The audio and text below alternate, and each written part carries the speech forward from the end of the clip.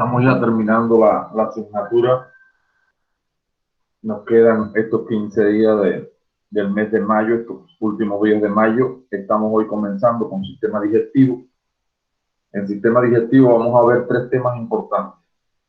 Vamos a estar viendo diarrea, vamos a estar viendo ístero y vamos a estar viendo, bueno, 4 temas: pancreatitis y úlcera.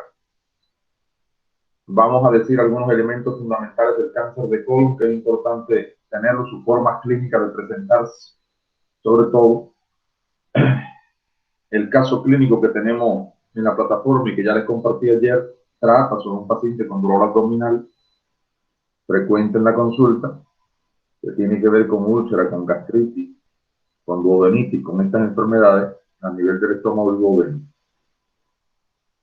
Vamos a estar trabajando todo el grupo junto, por decisión de la Coordinación Nacional, todas las materias que estábamos dando clases prácticas, que no son hospitalarias, debemos de fusionar los grupos en un solo grupo. Y es por eso que las 3 clases que normalmente damos en la semana separado las vamos a estar dando juntos los lunes, los miércoles y los viernes. El sábado, como yo he mantenido en las últimas semanas, vamos a estar trabajando con los recuperatorios y con la parte de los muchachos de investigación. En esta semana tenemos los 3 temas. Vamos a estar dando hoy diarrea, vamos a estar dando pancreatitis y vamos a estar dando ístero el viernes.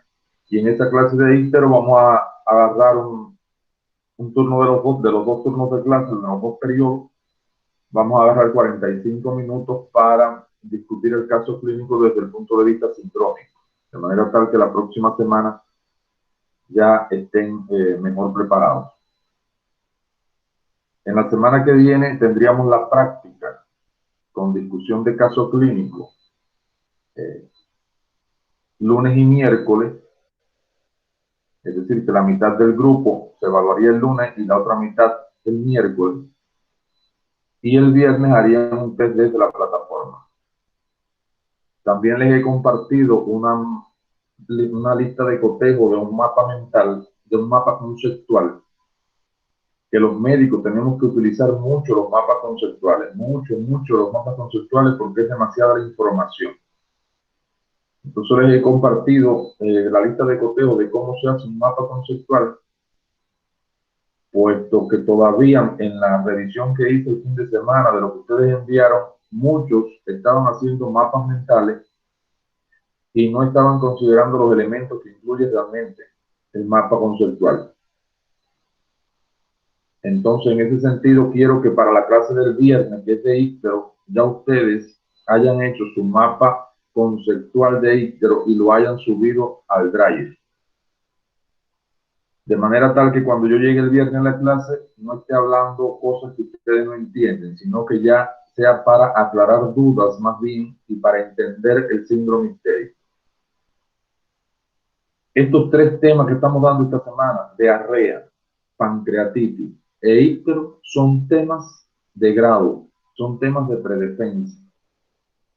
Diarrea lo pregunta mucho el pediatra, pancreatitis la pregunta mucho el cirujano, y ístero pregunta mucho tanto el cirujano como el internista. Entonces, son 3 temas que me gustaría que los tuvieran bien claros y que pasaran para el 7º semestre teniendo claros estos 3 temas. Entonces, en ese sentido, ¿alguna duda en relación con el manejo de estas 2 semanas? ¿Algo que quieran preguntarme en general?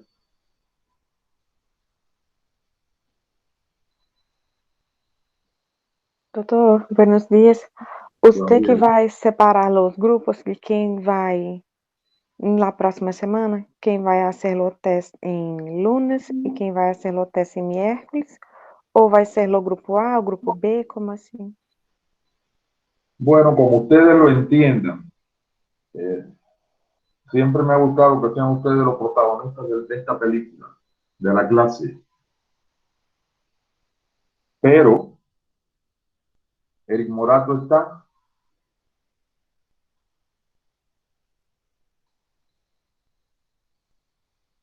Eric, Sí, doctor. Te pido que como todos vamos a estar, no hay ningún problema con tema de horario, porque todos tenemos lunes, miércoles y viernes los temas de clase. Yo les pido, pero como yo sé que el lunes es más rápido que el miércoles, muchos van a realizar la mayor parte del miércoles. Entonces yo te pido que en el transcurso de esta semana, de forma voluntaria, se dividan, porque en el grupo hay 29 estudiantes, así que menos Erika, Wesley, Alar Michelle 3, 26 estudiantes, serían 13 y 13.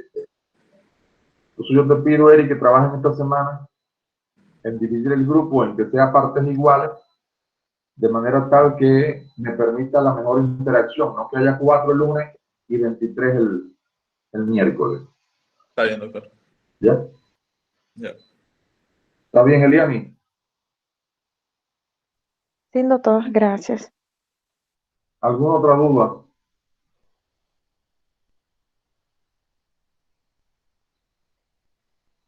Pues si no hay duda, la voy a... Dime, Ana. No, doctor, estaba solo hablando que no tiene duda. Ah, ya, gracias. Voy a compartirles la presentación, que ya ustedes la tienen. Ayer les hice un videito también de los elementos fundamentales.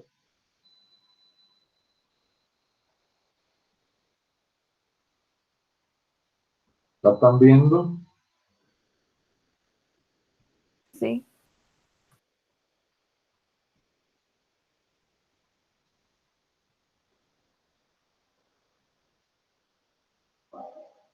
Entonces, como les decía, enfermedad diarreica aguda es un tema sumamente importante. Hoy la segunda causa de muerte hoy en el niño menor de 5 años es por diarrea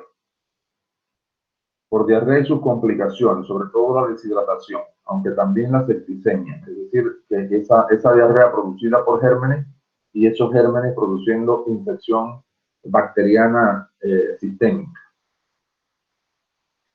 Antes de entrar a hablar de la enfermedad diarreica, vamos a ubicarnos en la anatomía y la fisiología del tracto digestivo, que es muy importante para poder entender todos los mecanismos que vamos a estar hablando esta semana. Entonces me gustaría, Lucas, déjame verte, Lucas.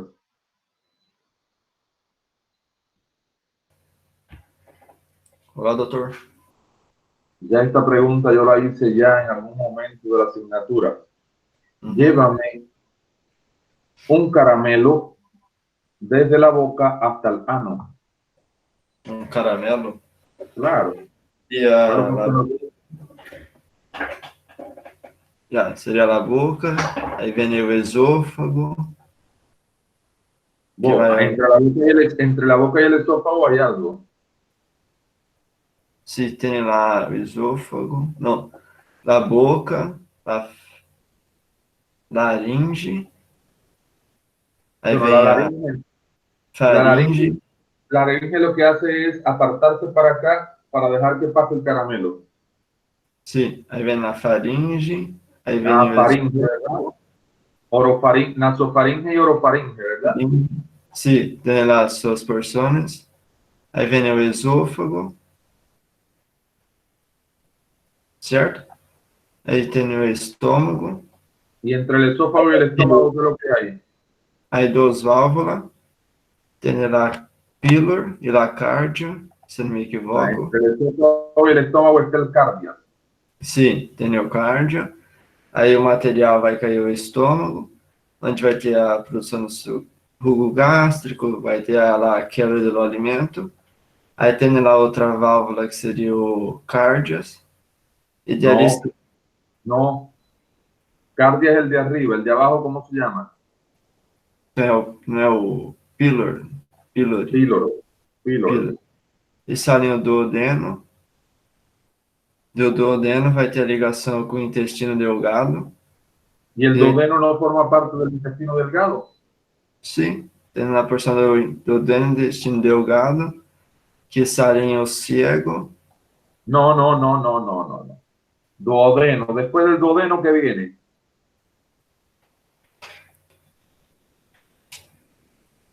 Não seria já a continuação do intestino delgado?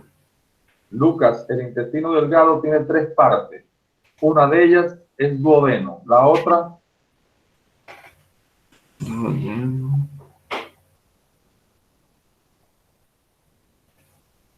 ¿dónde se absorbe la vitamina B12? Não seria no ilho?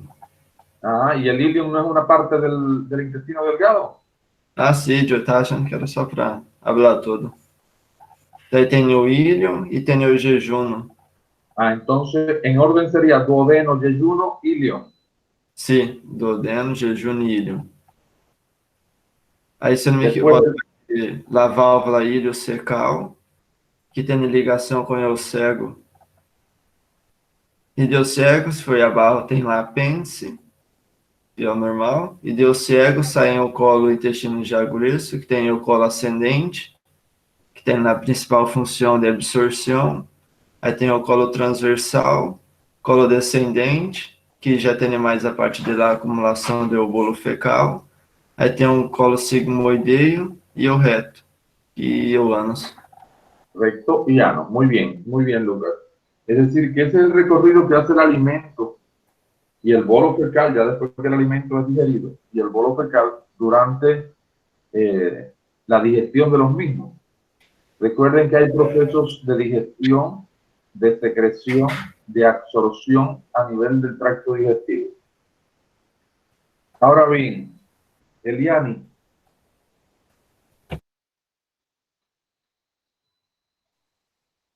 Buenos días, doctor. buenos días. A ver, déjame verte, Eliani. Eliani, ¿cuáles son las funciones que tiene el estómago? O estômago. Ai, ele já vai. Degradação no estômago que vai, não, na verdade, na boca vai começar a degradação do alimento pela amilasa, não? E vai produzir algumas hormonas também. Ai, doutor, de eu lembrar que tem muito tempo que eu ouvi estômago. Pero ¿cuál tú crees que sea la principal función que tiene el estómago? A principal função é receber o alimento para a sua digestão. Almacenamiento. Eso se llama almacenamiento. Para a sua digestão. E esse armazenamento já vai começando a ser também a formação dela. É o nome, doutor, me avisando. Vai já começar a ser a degradação da comida também, pelos jugo gástricos. Esa función se llama mezcla. Mezclas, assim.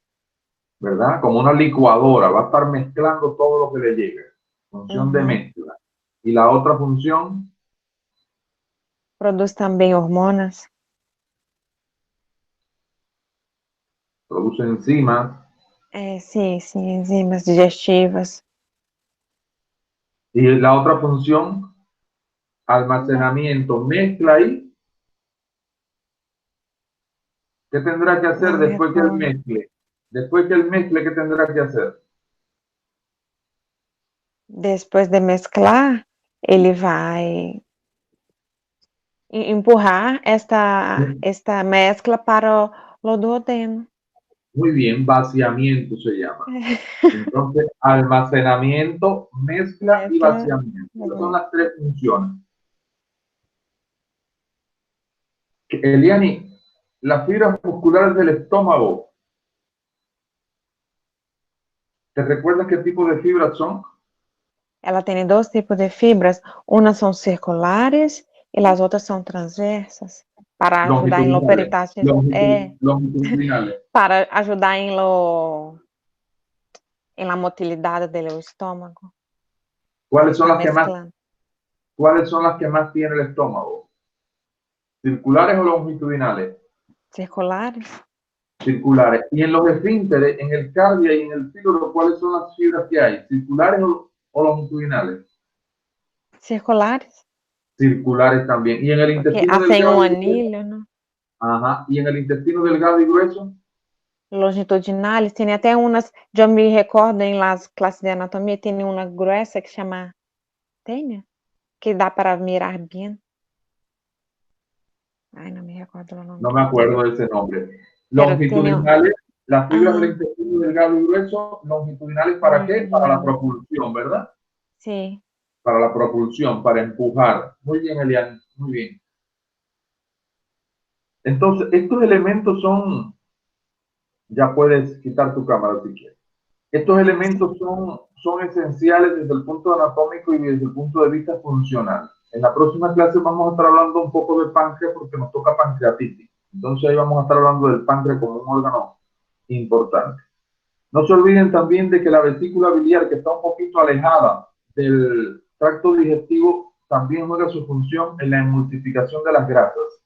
Es decir, la vesícula biliar manda la bilis, las sales biliares, que hacen que el glóbulo de grasa ellas le meten agua ahí, le meten agua, la emulsifican y el glóbulo de grasa queda flotando dentro de todo el líquido este. Y de esta forma es más fácil su absorción y su transporte y su absorción. Estas sales biliares, además de emulsificar la grasa, tienen la función de transportarla. Y esas sales biliares que transportan, que tienen esa función, se llaman micelas. Recuerden que el intestino delgado es el duro en la absorción. Es el duro en la absorción. Y hacia ahí va todo dirigido. Recuerden también que el estómago no tiene función absortiva. La función del estómago es de mezcla, vaciamiento y almacenamiento. Emma.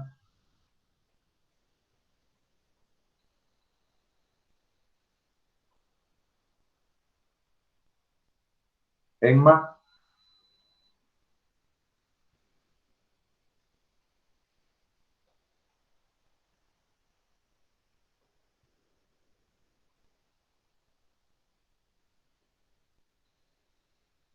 Vigriola.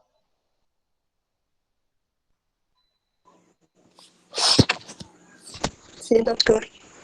Vigriola, ¿te recuerdas cuál era el estímulo fundamental del tracto digestivo? Desde la boca hasta el ano, el estímulo fundamental para que se contraiga la fibra muscular y empuje el alimento. Pero no, doctor, no compreendi la pregunta. ¿Qué estímulo tiene, si es motor o sensitivo esto? ¿Está preguntando? Sí, No comprendí bien la pregunta. Estoy preguntando eso. Vamos a imaginar que el bolo alimenticio llegó al duodeno. ¿Cuál es el estímulo que siente el duodeno? Por tanto, es sensorial, así como tú dices. Ah, ¿es motor? No, es un estímulo sensorial. Fíjate, llegó el quimo. El quimo llega al duodeno. Recuerden que en el estómago se forma el quimo. El quimo llega al duodeno. Y cuando llega al duodeno, para el duodeno poder empujar ese quimo hacia el yeyuno,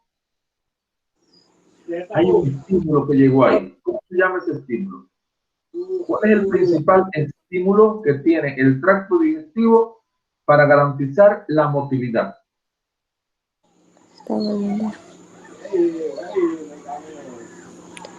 Si es motor o sensitivo, creo que es sensitivo.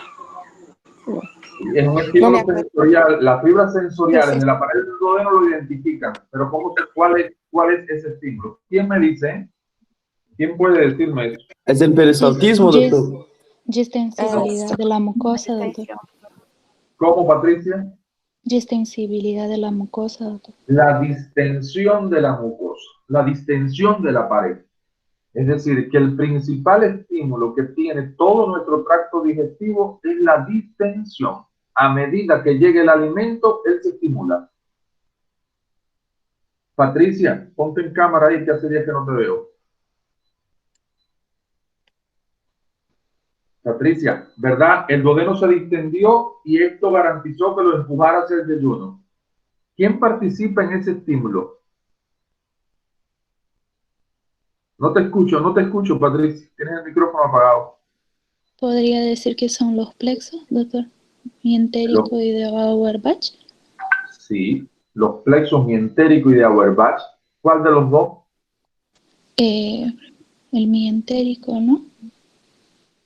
No. De Auerbach, entonces. El de Auerbach. ¿Dónde se encuentra el plexo de Auerbach? eh, abajo ¿Cuántas de la capas, cuántas capas tiene el tracto digestivo? mucosa, submucosa, muscular y serosa.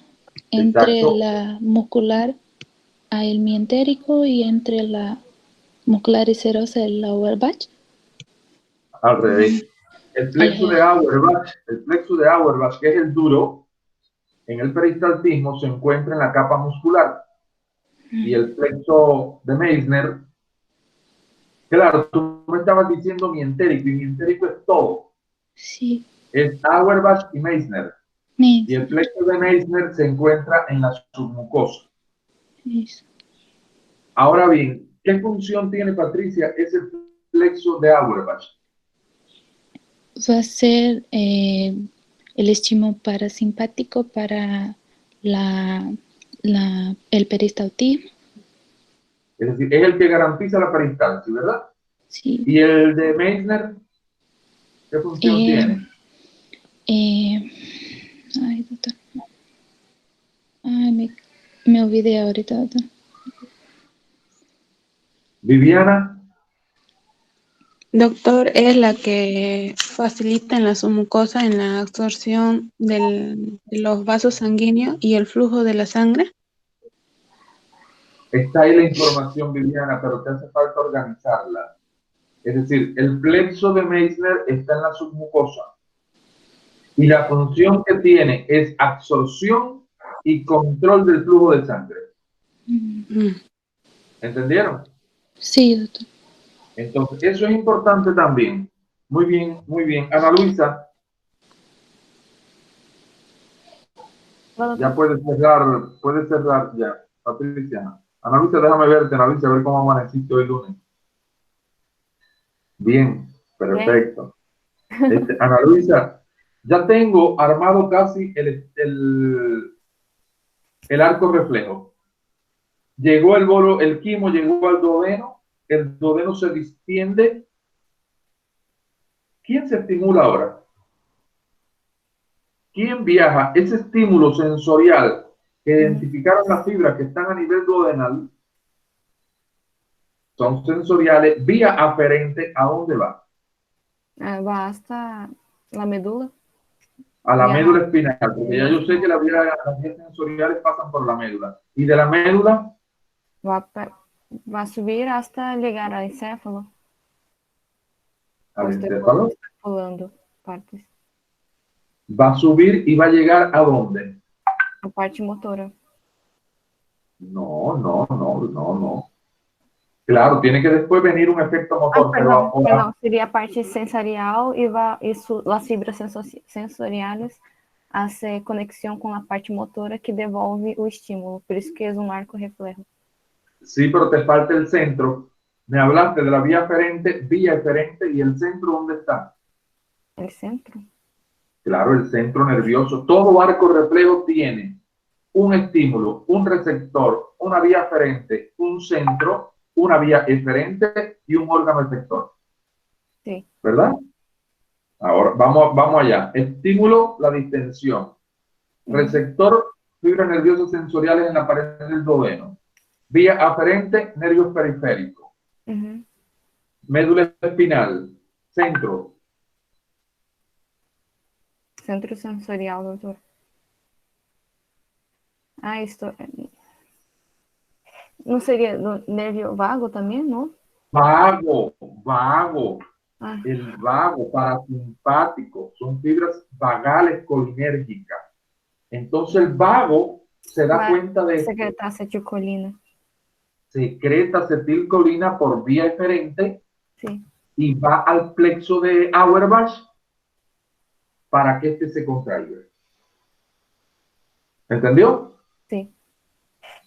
Entonces, esos detalles anátomo-funcionales estamos obligados a entenderlo para entender diarrea, porque si no, no entendemos diarrea ni entendemos constipación. Ana Luisa, una última pregunta. ¿Dónde se encuentran las fibras nerviosas parasimpáticas? La parasimpática? Se encontrei em todo, doutor. Como tem a parte parasimpática, tem a parte simpática. Eu não compreendi bem lá Sí, las fibras nerviosas colinérgicas, parasimpáticas, ¿dónde están? Estão a nível da capa muscular do intestino. E também das duas capas, porque há medicamentos que podem inibir a secreção e inibir a contractibilidade. No, yo te estoy hablando de dónde están las fibras nerviosas colinérgicas centrales. Estas son periféricas acá abajo, las centrales. Seria a nível do bulbo? A nivel del bulbo y a nivel del puente también. Sí. Porque nosotros tenemos pares craneales. ¿No? Que se utilizan los medicamentos para... eu estou fazendo relação com fármaco, por isso estou contestando. Que é a nível do gatilho, da zona do vômito, etc., que utiliza medicamentos colinérgicos. Exacto. Pero si te ubicas en cuáles son los pares craneales parasimpáticos, también te sale. ¿Cuáles son los pares craneales parasimpáticos? Ay, doctor. Parasimpáticos.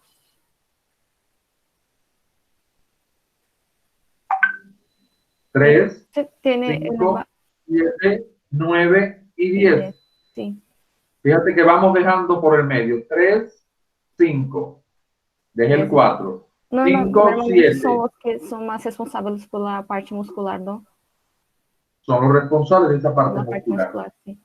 Pero esa es la porción craneal del parasimpático.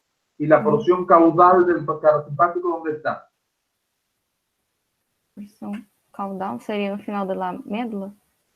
Ou al final de la médula. ¿Dónde? Región a nivel sacro. Entonces tenemos parasimpático central en tronco encefálico con esos pares craneales y tenemos fibras colinérgicas parasimpáticas en la región sacra, ¿verdad? Que es la que participa duro en la defecación. Muy bien, Ana Luisa. Entonces, de esta manera creo que sí ya podemos entender el tema que vamos a estar hablando. Vamos allá a comenzar a hablar un poco de diarrea. Ya hemos hecho un recorrido desde el punto de vista anátomo-funcional. Y yo sé que diarrea es cuando existe un aumento en las deposiciones que yo tengo. Cada persona tiene un hábito defecatorio. Y cuando ese hábito defecatorio se altera, o bien en frecuencia o bien en cantidad, nosotros podemos estar hablando de diarrea, o bien en consistencia también. Es decir, que cuando las heces se vuelven más líquidas, más semilíquidas, menos pastosas y más frecuentes, yo hablo de diarrea. Y de forma general pudiéramos estar hablando de causas inflamatorias tóxicas y orgánicas.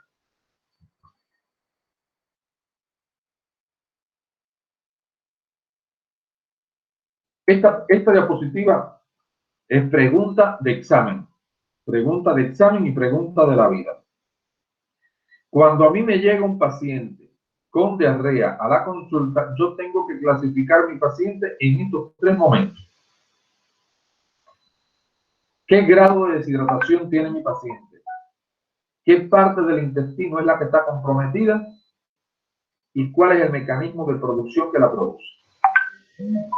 Los 2 primeros nosotros ya los vimos, porque tuvimos un paciente la semana pasada, tuvimos un paciente que estaba con diarrea. ¿Recuerdan? ¿Recuerdan el paciente? ¿Cómo eran las diarreas del paciente de la semana pasada, Jenny?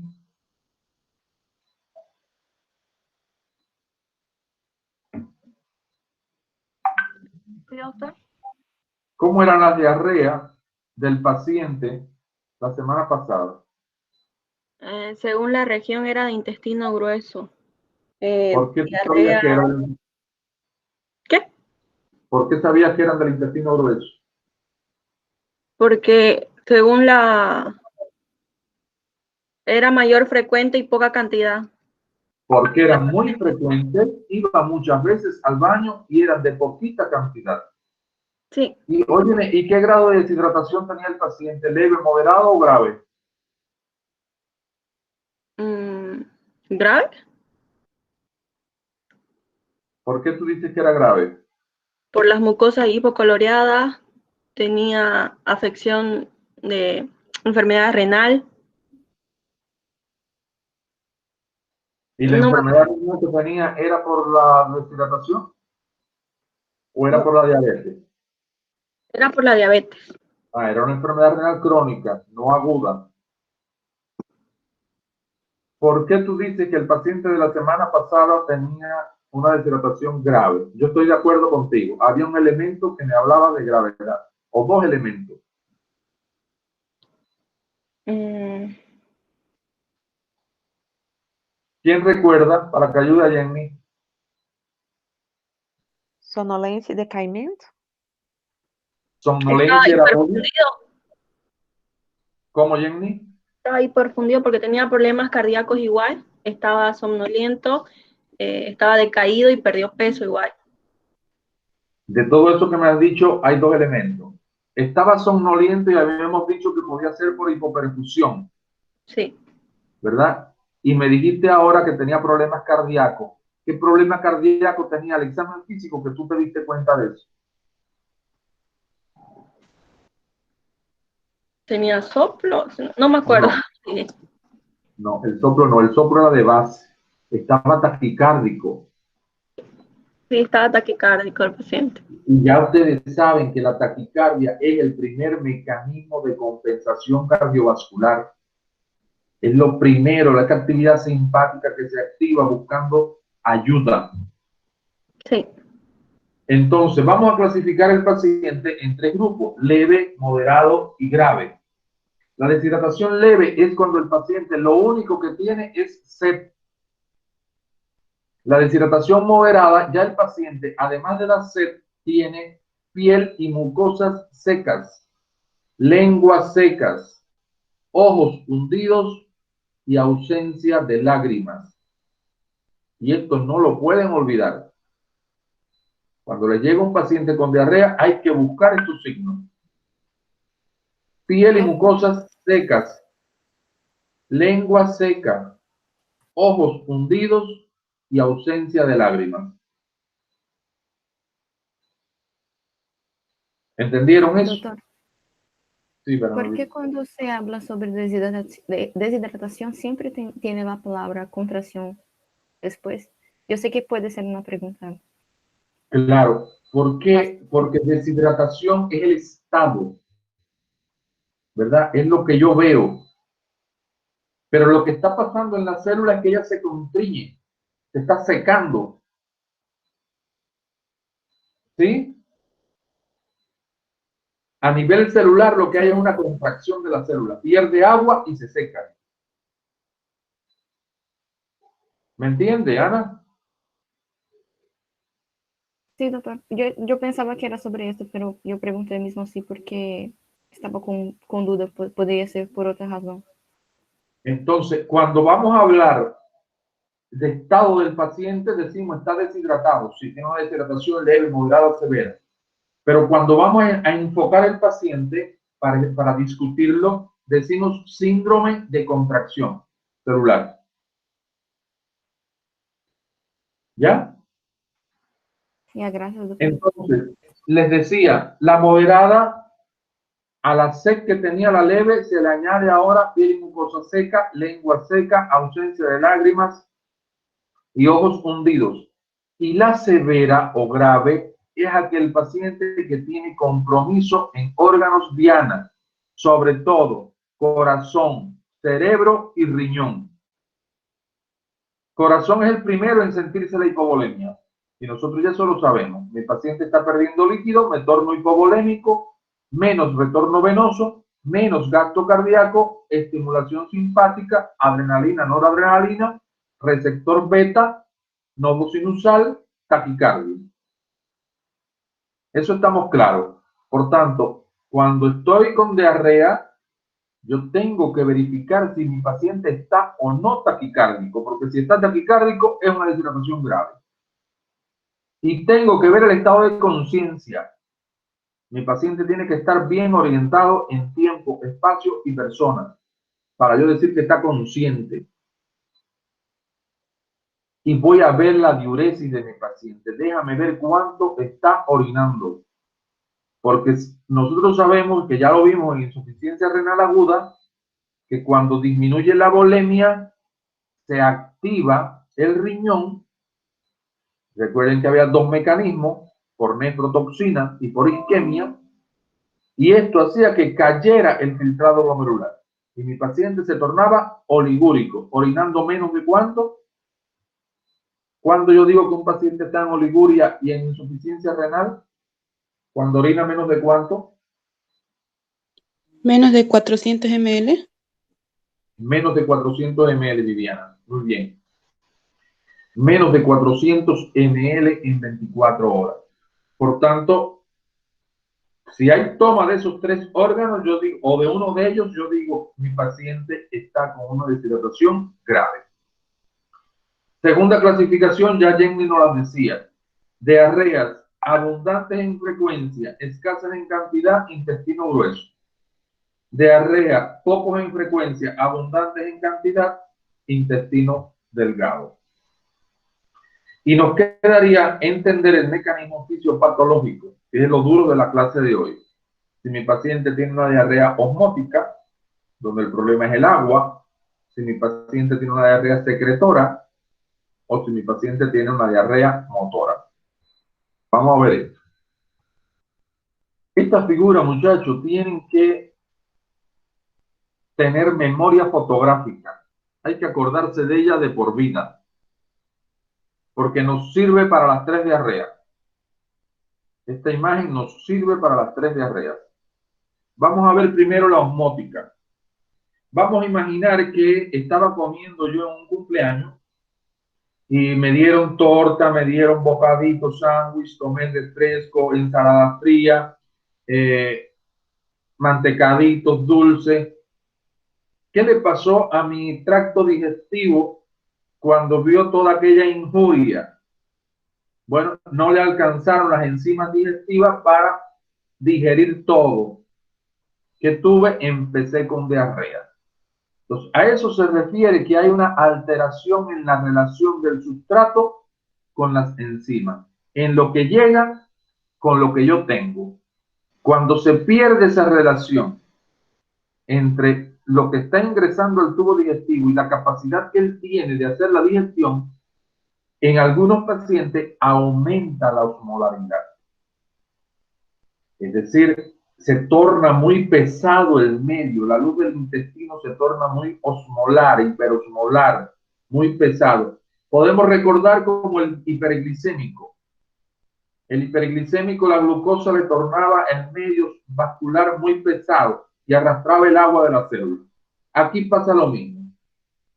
La luz del intestino se torna muy hiperosmolar, aumenta la osmolaridad y hace que todo el agua celular entre a la luz del intestino. ¿Entendido esto? Me interesa que entiendan esta primera parte. Yo no entendí. ¿No entendiste, Guiriola? No. A ver, ponte ahí en cámara. Ponte en cámara. ¿Te recuerdas cuál fue la última diarrea que tuviste? No. Ni la que tú, ni la que tú tienes un bebé, ¿verdad? Tú tienes un niño. ¿Cómo? Tú tienes un niño. Sí, tengo una niña. ¿Tú no has tenido diarrea en los últimos tiempos? Tampoco. Vamos a hablar de diarrea de Leonardo, às vezes tiene frecuente. ¿Cómo? Leonardo siempre tiene diarrea. Ah, Leonardo siempre tiene diarrea. Bueno, Leonardo come mucho. Cuando come feijão, frijoles, eso le da Cuando come diarrea. frijoles, le da diarrea. Vamos a relacionar, esto puede ser por otra causa lo que tú me estás diciendo. Estoy pensando en vía biliar, esto que tú me estás hablando con Leonardo. Pero vamos a imaginar que es que cuando comes peyollada, como tú la haces tan sabrosa, y le echas tocino y chancho y todas las especies, y eso queda como la que hacían allí en la esquina de la calle Perú y la calle Venezuela, creo que habían unos brasileros que hacíamos peyollada muy rica. Así la que tú haces. Y Leonardo come mucho. Mira la figura. se Sí. altera la relación sustrato. Cuando yo digo sustrato, imagínate la feyollada. Ya. La relación entre esto que está llegando y las enzimas que tiene Leonardo. Leonardo tiene enzimas proteicas, el frijol tiene mucha proteína. Y Leonardo, el páncreas, produce tripsina, quimotripsina, carboxipeptidasa para las proteínas. Pero como comió tanto Leonardo, la cantidad de enzimas que había no era suficiente. ¿Qué pasó? El medio del intestino se tornó muy pesado, muy osmolar. ¿Entendió? Sí, sí. Como está tan hiperosmolar, le saca el agua al enterocito. A la célula le saca el agua. Por eso es que la flechita del agua está para dentro de la luz del intestino. Todo esto que está aquí es la luz del intestino. Ya. ¿Entiende ahora? Sí, ahora sí. Ahora sí. Entonces, si aumenta la osmolaridad y el agua se está acumulando dentro de la luz del intestino, ¿qué le pasa al volumen del bolo fecal que hay ahí, Viola? ¿Cómo? Perdón, se ha cortado. Si aumenta la osmolaridad y el agua está entrando a la luz del intestino, ¿qué le pasa al volumen del bolo fecal que hay? ¿Aumenta o disminuye? Se vai aumentar por la agua. Por la Se va a cantidad de aumentar agua. por el agua, ¿verdad? Como está entrando tanta agua más el volumen fecal que había, Va aumenta a el aumentar volumen total. Y si aumenta el volumen, ¿no se distiende el intestino? Tienes que evacuar para poder esvaziar porque no va a poder digerir todo. ¿Verdad? Pero vamos por paso. Si aumenta el volumen porque está entrando mucha agua y no puede salir, ¿no se distiende el intestino? Ah, sí, sí, se va a distender este intestino. Tú miras la figura que está Va a distendida quedar el grande. intestino, ¿verdad? Tú estás mirando la Sí, figura que está distendida. sí. Ah, ya, ahora sí. ¿Ustedes Ahora ven la sí, doctor. pizarrita? ¿Tú ves la pizarrita esta? ¿Tú ves la pizarra que está detrás de mí?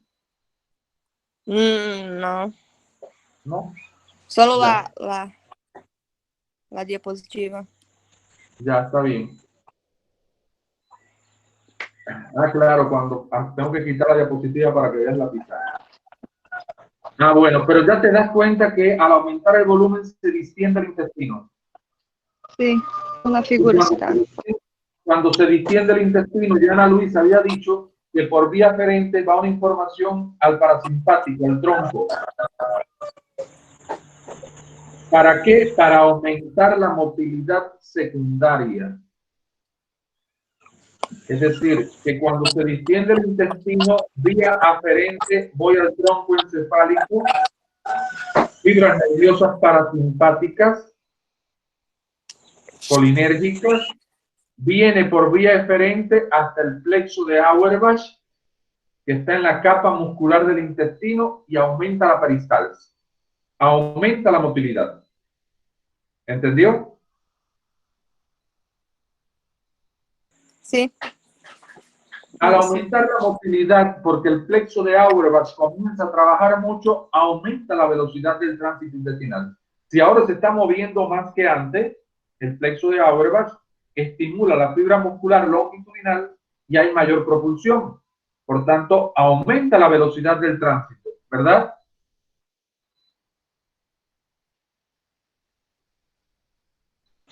Sí. Si aumenta la Aumenta a velocidad del velocidad. tránsito, si ahora lo que está pasando por el tubo digestivo va muy rápido, disminuye el tiempo de contacto con la mucosa. Ese bolo, como va corriendo por ahí, disminuye el tiempo de contacto con la mucosa. Y si disminuye el tiempo de contacto, disminuye la absorción. Y si me disminuye la absorción, mi paciente tiene diarrea. ¿Entendiste el mecanismo, Viriola? Sí, doctor, ahora sí. Solo me estaba confundiendo con ese de lo osmolar. Pero ahora sí. Gracias. Doctor, Ajá, Patricia. En caso de un paciente chagásico que tiene megacolon, lo que se va a estar alterado es básicamente la motilidad por la inervación del plexo o la cuestión del nervio vago. Sí, tiene que ver todo. Recuerda que esto es reflejo. La infección por el Chagas afecta todas estas fibras nerviosas y las mantiene muy distendidas. Y por eso es el megacolon. Tiene que ver con todo el reflejo, con todo el arco reflejo. Ya, gracias. ¿Entendieron este mecanismo de producción? Si ustedes logran entender este mecanismo, entendemos los otros. ¿Dudas en él? Pasamos entonces a la diarrea. Doutor, Sí. só uma consulta. Então, a motilidade secundária está em la muscular e la motilidade primária em la submucosa? Exactamente. Esa la vamos a ver al final. Sim, era só uma dúvida. Está bem, graças. Sí, así mismo. Ahora, vamos a ver la diarrea secretora. La diarrea secretora tiene dos mecanismos de producción. Fíjense que lo duro del mecanismo de producción de esta diarrea está al principio, en la causa. Esta diarrea secretora tiene dos mecanismos de producción. O bien un mecanismo pasivo o uno activo. O los dos. Fíjense que el pasivo tiene que ver con lo mismo de la osmolaridad del otro. Es con la entrada pasiva de agua a la célula, a la luz del intestino, disculpen. Es decir, esa parte pasiva, y no es lo más importante, yo sé que está entrando agua constantemente a la luz del intestino. Estas diarreas secretoras son de origen casi siempre infeccioso. Son de origen infeccioso. Vamos a recordar también algo de fisiología. A nivel del enterocito, tenemos que estar ubicados que esto que estoy viendo acá es luz del intestino. Por fuera tengo la célula, el enterocito, y más debajo tengo el vaso sanguíneo. ¿Verdad? Los tres medios. Vaso, espacio intersticial, célula, luz del intestino. A nivel del enterocito, a nivel celular, hay altas concentraciones de bicarbonato. Y a nivel de la luz del intestino, ese quimo trae altas concentraciones de cloro, porque viene ácido. Todavía el bicarbonato que el páncreas estaba produciendo no ha sido suficiente para quitar toda esa acidez. En condiciones fisiológicas, ahí comienza a trabajar existe un intercambio entre el cloro que está en el quimo con el bicarbonato que está en la célula, entra cloro a la célula, sale bicarbonato a la luz del intestino para neutralizar la acidez. ¿Me entendieron esta parte? Sí, doctor. Es decir, que en condiciones fisiológicas hay un intercambio normal de cloro hacia el interior de la célula y salida de bicarbonato hacia la luz del intestino. Ahora, ¿qué pasa cuando hay un proceso infeccioso? Por ejemplo, el vibrio colérico, o una shigellosis, o una salmonelosis.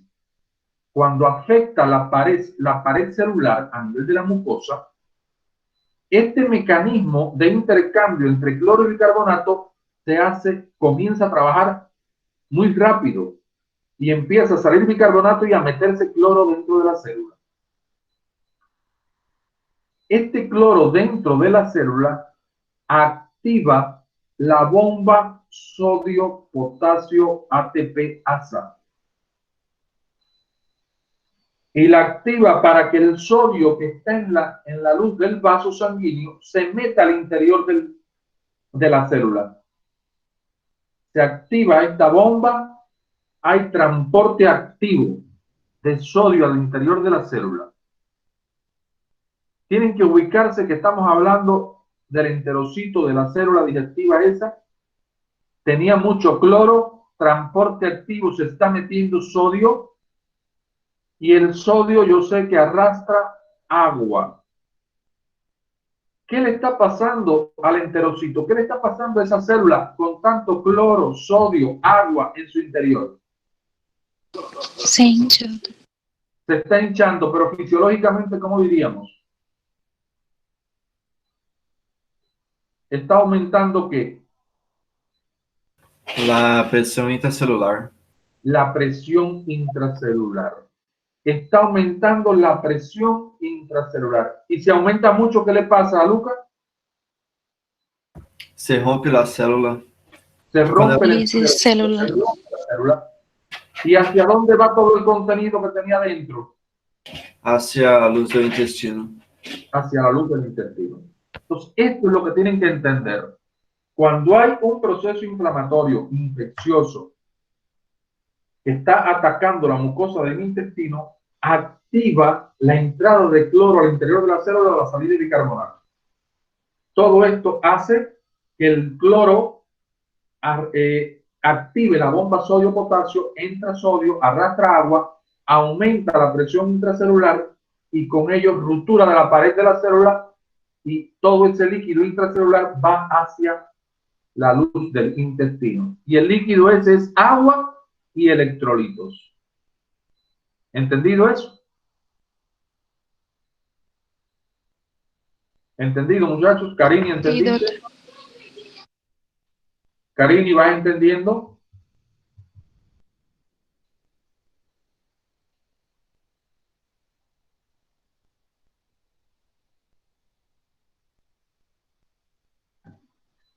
Bien. Entonces, ¿qué está pasando en la luz del intestino? Está aumentando el volumen. Está aumentando el volumen. Lucas, ponte ahí a Lucas. Lucas, ponte activo ahí. Déjame verte, Lucas, de nuevo. Hola, doctor. Lucas, si aumenta el volumen del intestino porque está saliendo mucha agua, electrolito, el bicarbonato que había, la otra agua de la forma pasiva que estaba entrando, ha aumentado el volumen. Sí. ¿Qué le pasa al intestino? Quando aumenta o volume, vai ter uma dilatação, que é o Se primeiro. dilata. Sim. ¿Quién se estimula? Seria o parasimpático. Que vai ter Parasimpático. ¿A quién estimula el parasimpático? Como? ¿A quién estimula ese parasimpático activado? O parasimpático vai ser a motilidade secundária, não seria? Que Y vai cuando enviar tú me hablas de motilidad secundaria, ¿a quién te refieres? ao plexo de Auerbach, Al plexo de Auerbach, que está ¿dónde? na capa muscular. Está en la capa muscular. Eso es lo que hay que entender. Eso es lo que hay que entender. Si aumenta la motilidad secundaria por la activación del plexo de Auerbach que está en la capa muscular, aumenta el tránsito, porque empieza a trabajar más rápido ese plexo. Y al aumentar el tránsito, disminuye el contacto del bolo con la mucosa. Y si disminuye el contacto, disminuye la absorción. Y si disminuye la absorción, tengo diarrea. Já. Déjame hacerte otra pregunta para relacionarlo. Dice que ha aumentado el volumen fecal. ¿Qué capacidad, Sim. qué capacidad de reabsorción tiene el colon ascendente? Seria, creio que normal é de 5 a 6 litros. De 5 a 6 Yo no. litros. Entonces, si ahora van por ahí, van 10 litros ahora, ¿podrá reabsorber los 10 litros? No, solo na quantidade. E vai ser quedar em excesso. Solo 5 o 6, se quedan 4. Y es que, como tengo una enfermedad, ¿no aumenta la secreción también? Sim. Aumenta la secreción por este mecanismo que estamos viendo. ¿Qué tiene mi paciente? Diarrea. ¿Entendido este mecanismo, muchachos? Sim, doutor.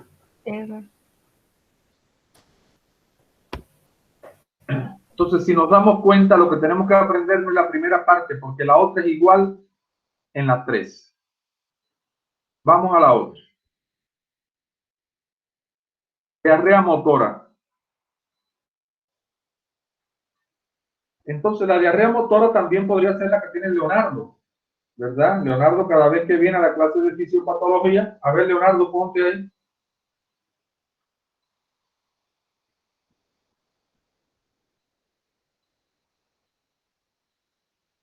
Leonardo, Sí, doctor, estoy aquí. déjame verte.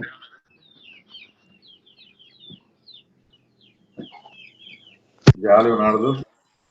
Leonardo tiene diarrea, le dan muchas diarreas frecuentes, dice Griola lo relaciona con el atracón, con frijoles, con feyollada. Pudiera ser, Leonardo, que las enzimas digestivas tuyas tengan algún problema. Hay que revisar páncreas, hay que revisar vesícula biliar, ¿verdad? Que por ahí están la mayor parte de las enzimas. Pero bien, puede ser que Leonardo dice que tiene siempre diarrea porque vive muy estresado, porque tiene que atender a Guigriola, a la niña, al profesor de fisiopato, a las otras materias. Estamos en cuarentena, nada más sale una sola vez a comprar comida. Entonces vive en una situación de estrés. Esa situación de estrés, junto con el péptido intestinal vasoactivo, la sustancia P, activan a la motilidad primaria. Quita el micrófono, Fernando. Activan a la motilidad primaria. ¿Qué está pasando ahora, Leonardo? Que en vez de activarse primeramente la motilidad secundaria para aumentar la peristalsis, lo que se está estimulando son las fibras nerviosas simpáticas. Porque la motilidad primaria se refiere a las fibras nerviosas que están en la submucosa. Y esas fibras nerviosas son adrenérgicas. Y si son adrenérgicas, responden bien al estrés.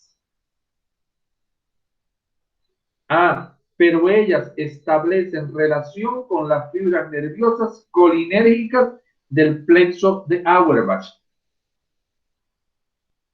para después estimular la motilidad secundaria. Entonces vamos por partes. Ante situaciones de estrés, de miedo, de tensión, muchas veces tenemos un examen, y es verdad porque yo lo he tenido también, y comienzan los retortijones en el estómago. Y aunque no llega a tener diarrea, pero sí se activa la motilidad primaria. ¿Por qué? Secundaria al estrés. Al activarse la motilidad primaria, disminuye la absorción del agua y los electrolitos. Recuerden que esa fibra nerviosa simpática en la submucosa estaba muy relacionada también con el plexo de Meissner, que controla el flujo de sangre y la secreción. Por tanto, al activarse la motilidad primaria, disminuye la absorción del agua y de los electrolitos.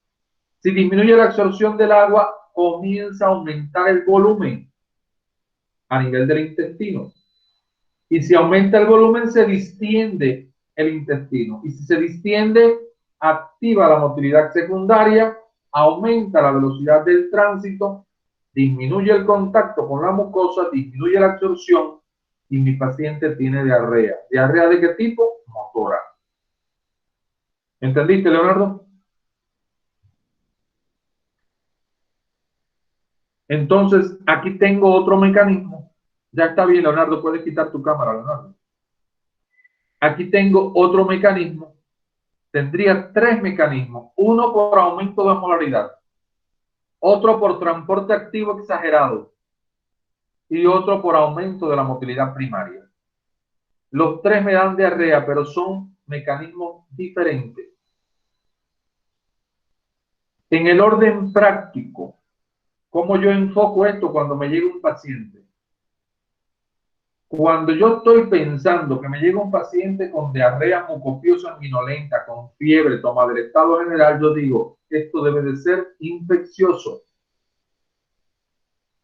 Y si es infeccioso, las infecciones producen mucha diarrea de tipo secretora.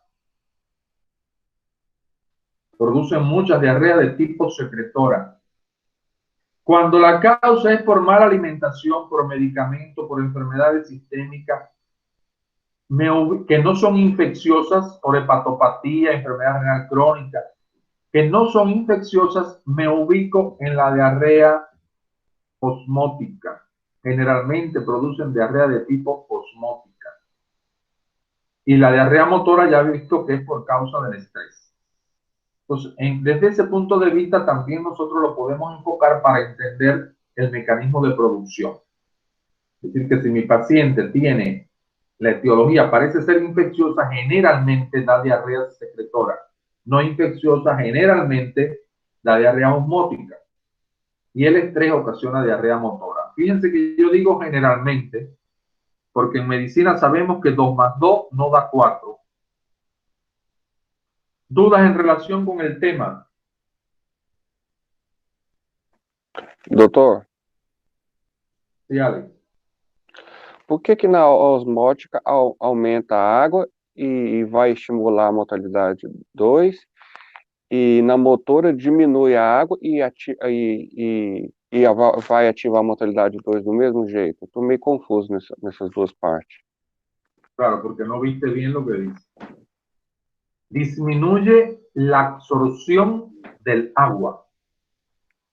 Todo el agua que llega al intestino, gran parte de ella se tiene que ir absorbiendo poco a poco para que formar el bolo fecal duro.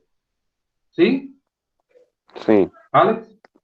Sí, sí. Y cuando tengo una diarrea de tipo motora, esa capacidad de absorberle el agua al bolo fecal se pierde.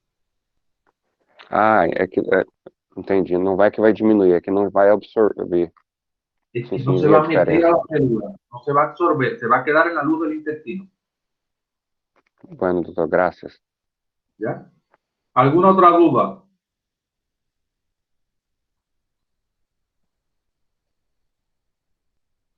Entonces, muchachos, si no hay Doctor, duda, ¿sí? en el caso de la intolerancia a la lactosa, ¿sería osmótico también el mecanismo? Casi siempre son osmóticas, porque el problema es enzimático. Casi siempre son osmóticas. Pero te digo, no es que ese paciente con intolerancia a la lactosa no pueda tener un germen y darle diarrea. Sí, doctor. Gracias. ¿Alguna otra cosa, muchachos? Doctor, tengo una duda. Dime, Viviana. El día viernes usted dijo que iba a evaluar en el Cajuno, ¿ve? De los 3 temas. ¿Cómo? El día viernes de esta semana.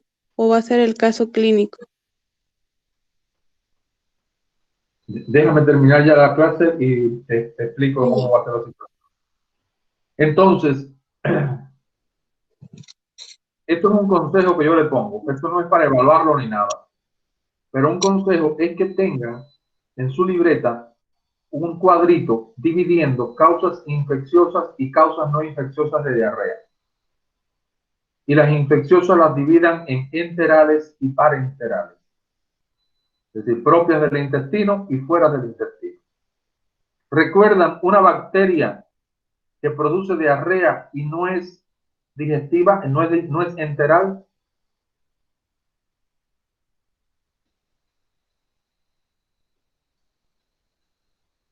La Wani. ¿Cómo, doctor? ¿Puede hacer la pregunta nuevamente?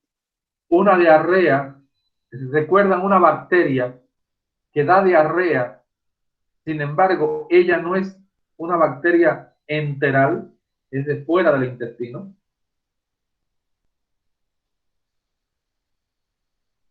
¿Recuerdan una bacteria respiratoria que da diarrea? La Legionella pneumoniae. La Legionella neumófila, ¿verdad? La Legionella neumófila daba un cuadro diarreico. Esa va en el grupo de las parenterales. Entonces, aclarando la duda de Viviana. Viviana, estamos en digestivo. Esta semana tenemos 3 clases. Una clase que es esta de hoy, otra de íctero y otra de pancreatitis.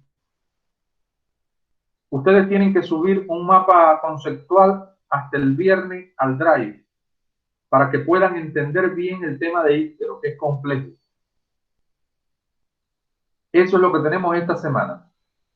La próxima semana, el grupo lo dividimos en dos.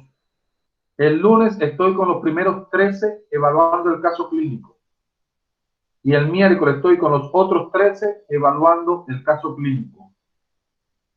El viernes desde la plataforma contestan un examen.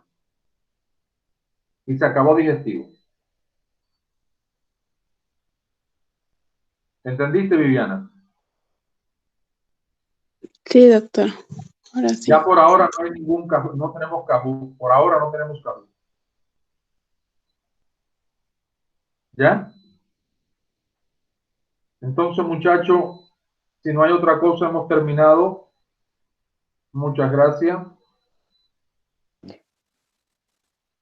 Gracias, doctor. Gracias, doctor. Hasta luego. Hasta luego. Doctor,